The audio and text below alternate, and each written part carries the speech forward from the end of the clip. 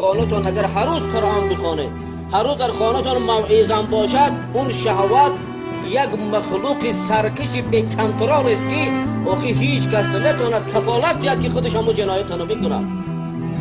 زیرا حالی ما عزیز ایستاده گپ بزنیم که فلانچه همکاری کرده، این بدبختی به عقل نخواد تو از قرآن خبر داشته باشی که همه جنایت کنی. علیاذ بالله خدا پناه بیاد که امتحان دوباره گرفتار میکنه.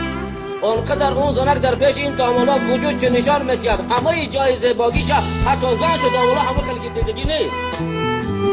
از پشت تلویزیون ایستاده دیده حواست برده در پیشت باشه خود کنترل کرده بدونی، یا تو حضرت یوسفی که کفالت داری گارانتی داری که زنا نمیکنی.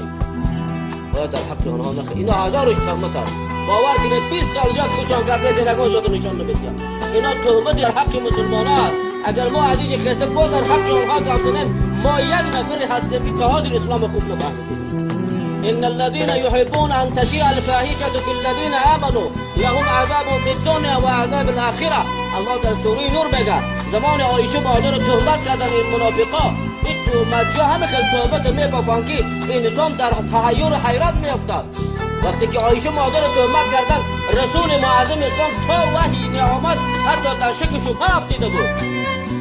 پیامبر بزرگ بود، میتوانن همه قدر زیبا بسازنش که انسان خودش حیران شود. اما خدا چی میگه؟ شخصانی که عملهای بد، فحشا و بی‌فاحشگی، عمل گناه دوست می‌دارن که در بین مردم تشریحش کنن، با مردم برسانن، تماشا دهن، اونها بدانن که عذاب دنیا و آخرت برای آنهاست. ما باید این گروه نباشیم، ما باید دوست نداریم. بعضی از نماز خواندار میبینن تلفنش یه تماشا کنن، فهمیده بشه تو برادر عزیز تماشا راضی هستی. تو راضی باشی، یک علامت نفاق در قلب تو وجود دارد. و وظیفه ما چی است؟ من ستر مسلما ستره الله یوم القیامه. تو ستر کردن ای وظیفت، پوشاندن عیب مسلمانان، نه اینکه آشکار کردن در بین مردم شرمنده کردن است. تو بیا یک خط کفالت همتون پیشنهاد کنید کی گارانتی برای شما داده 10 روز پس هم این کار خودت نمیکنی؟ یگان کس کفالت داده برای تو، خدا نشان ندهد. همه خیلی مسخره کرده خندی در حق او برادر، شاید همین بلا در خود روز دچار شود، خود مردم تماشا کنن شرمنده وار. باید هیچ وقت در بین مردم تشکیل کنن. گفت جاگهشون جدا کنن، زیرا که این شهوت طغیان کرد دیگه پیش هیچ کس گریخته نمیکنه. حتی شاید یک هفته نشد یک نفر نقل کرد در یک محله یک دختره که شوهر میکن بره و به قرآن تکوه شوهرش میکن. شب اول همو همسرش همو شوهرش میگه به من نزدیکی نکن. میگه چرا؟ میگه من دختر نیستم. خودش میگه که من دختر نیستم.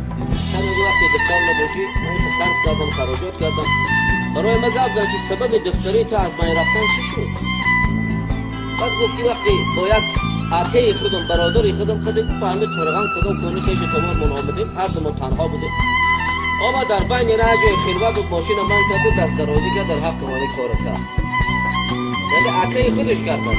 برادر عزیز او هم میگم که کفالت ندارد. بنابراین خاطر وقتی که ما از زبان رسول خدا صلی الله علیه و سلم این تعلیم گرفته خودمان از پیغمبر به عقل نگیریم. زیرا ما هیچ عقلی نداریم. ما پیغمبر بین زمین و آسمان فاصله است.